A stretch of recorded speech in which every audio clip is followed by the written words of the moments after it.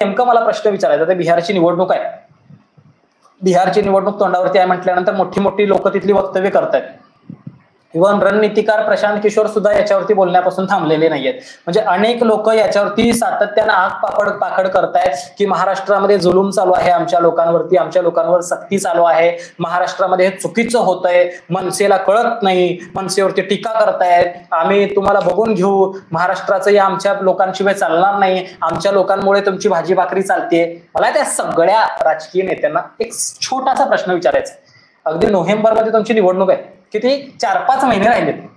मला एक साधा प्रश्न विचारायचा आहे. तुमचं राज्य सुद्धा फार मोठं आहे, फार मोठं आहे.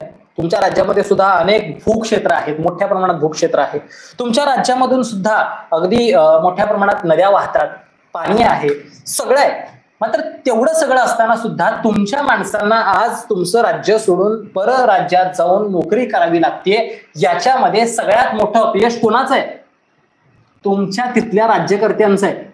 तुम्ही तिथल्या लोकांना रोजगार उपलब्ध करून दिला नाहीत, तुम्ही तुमच्या लोकांना चांगल्या पद्धतीच्या सेवा सुविधा करून दिल्या नाहीत. आज आम्ही जेव्हा बघतोय मुंबईमध्ये असेल, कोल्हापुरात असेल, महाराष्ट्राच्या प्रत्येक भागात असेल, युपी बिहारवरून आलेल्या त्या लोकांना तुम्ही बघा हो, आज त्यांची काय अवस्था असते. म्हणजे थोडक्यात ते अगदी वाटेल त्या, म्हणजे कन्स्ट्रक्शन लाईन ज्या वेळेला आम्ही म्हणतो त्यावेळेला कन्स्ट्रक्शन लाईन मध्ये मुंबईमध्ये जवळपास 90% युपी बिहारची पोरं असतात, जे 90, 80, 70 माळ्याच्या इमारतींचं ज्या वेळेला बांधकाम चालू असतं त्यावेळेला 70 माळे ते एक बांबूवरती उभं राहून तिथलं ते गिलावा करणं असेल, तिथलं ते मॅपिंग करणं असेल, या सगळ्या गोष्टी ती मुलं करत असतात. त्यांच्या कष्टाबद्दल मला काही बोलायचं नाहीये. कष्ट प्रामाणिकच असतात, जबरदस्तच असतात. मात्र स्वतःच्या राज्याला सोडून दुसऱ्या राज्यात येऊन स्वतःच्या जीवाची बाजी लावून ही माणसं काम करतायत. मग त्यांना तुमच्या राज्यामध्ये चांगला रोजगार तुम्हाला उपलब्ध करून देता येत नसेल, हे तुमचं दुर्दैव तुम्ही समजून शकत नसाल. आणि तुम्ही म्हणताय की तुमच्या लोकांमुळे आमची लोक इथं स्वतःची रोजीरोटी करतायत किंवा त्यांच्या उदरनिर्वाहाची सोय होतीये. अहो, खिल्ली पाडावी किंवा एखाद्याने खिल्ली उडवावी अशा पद्धतीनं काय म्हणतात माकड चाळे करण्यासारख्या गोष्टी तुम्ही सगळेजण बोलताय. या सगळ्या गोष्टींचा ह्या सगळ्या बिहारमध्ये जी निवडणूक चालू आहे त्या सगळ्या संदर्भानं बोलणाऱ्या लोकांना मला सांगायचं आहे की तुमच्या या सगळ्या गोष्टींवरती पहिल्यांदा विचार करा की तुम्ही जे बोलताय आणि जे घडतंय याच्यामध्ये काही साम्य आहे का. आज मोठ्या प्रमाणात बिहारवरून लोक आहेत, उत्तर प्रदेशवरून महाराष्ट्रात लोक आहेत, आज मोठ्या प्रमाणात जर बघितलं तर गुजरात वरून सुद्धा मुंबईमध्ये मोठ्या प्रमाणात लोक आहेत. आणि फक्त मुंबईचाच मुद्दा मी म्हणत नाही हो, आज पुणे घ्या, आज कोल्हापूर घ्या, महाराष्ट्रातला कुठलाही जिल्हा घ्या, प्रत्येक जिल्ह्यात युपी वरून आलेले, बिहारवरून आलेले, गुजरातवरून आलेले लोक आहेतच आहेत. सांगायचं काय आहे, आमचा महाराष्ट्र सक्षम आहे. आमच्या इथं अन्नधान्य पिकतं, आमच्या इथं सुदैवानं अनेक चांगल्या नद्या आहेत. आज आमच्या इथून मोठ्या प्रमाणात म्हणला तर नाशिकवरून गोदावरी नदी आमची वाहत जाते, बंगालच्या उपसागराला जाऊन मिळते. फार मोठी समृद्ध नदी आहे आणि अख्ख्या महाराष्ट्रातून अनेक भागातून ती वाहते.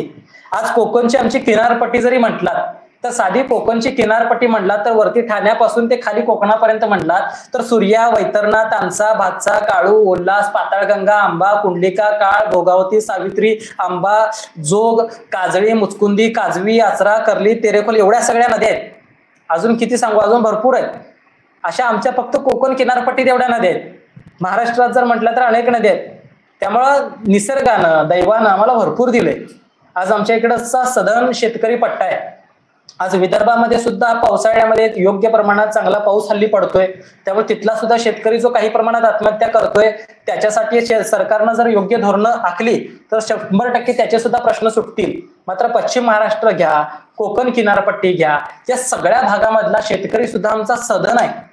त्यामुळे इथला शेतकरी जरी म्हटलं तरी तो अख्खा महाराष्ट्र पोसेल एवढा आमच्याकडे आहे. आम्ही फक्त महाराष्ट्रच नाही तर महाराष्ट्राच्या बाहेर सुद्धा देश आणि देशाच्या बाहेर सुद्धा परदेशात निर्यात करतोय. आमच्या नाशिकचा कांदा आज परदेशामध्ये मोठ्या प्रमाणात त्याला मागणी आहे. आमच्या नागपूरच्या संत्र्यांना जग विदेश भरामध्ये मोठ्या प्रमाणात मागणी आहे. आमच्या कोकणचा हापूस म्हटला तर देवगड हापूस तर अगदी देशच नाही तर देशाच्या बाहेर जगभरामध्ये अगदी आवडीने खाल्ला जातो.